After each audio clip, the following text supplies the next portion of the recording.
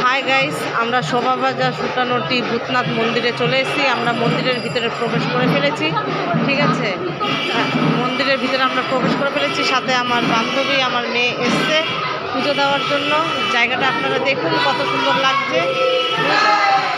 এই যে বাইরের মহল, এখানে পুজো চলছে অলরেডি। ঠিক আছে, এই মন্দিরের ভিতরে এখনো পর্যন্ত মেন জায়গাটা এখনো পর্যন্ত আমরা ঢুকতে পারিনি।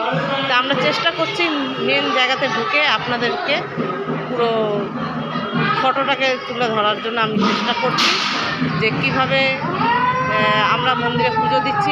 দেখুন সবাই এসছে, দেখেছেন?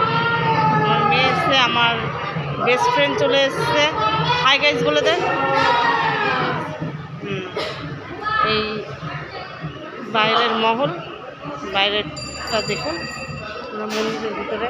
তা আমরা পুজোর জন্য এখন অলরেডি লাইন দিয়ে আছি। জানি না কখন আমাদের পুজো শেষ হবে, কখন আমরা বেরোতে পারবো এখান থেকে। মোটামুটি ভালোই ভিড়। ঠিক আছে, এখনও মেন জায়গাতে আমরা ঢুকতে পারিনি। কখন ঢুকবো এখনও বলতে পারছি না।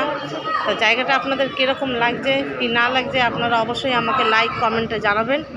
হ্যাঁ, আপনাদের অপেক্ষায় থাকবো। আপনারা লাইক কমেন্টে অবশ্যই জানাবেন। এখন আমি ভিতরের দিকে ঢুকতে পারছি না, চেষ্টা করছি ঢোকার জন্য। হ্যাঁ, ভিতরে আমি ঢোকার চেষ্টা করছি।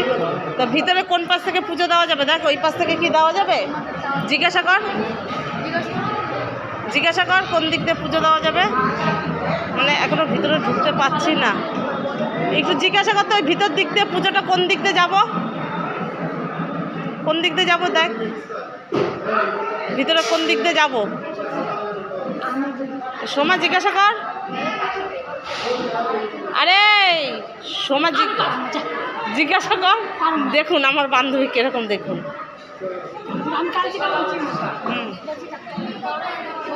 আচ্ছা, এখন আপাতত আমি রাখছি। আমি পরে ভিতরে সামনে গিয়ে ভিডিও বানাচ্ছি।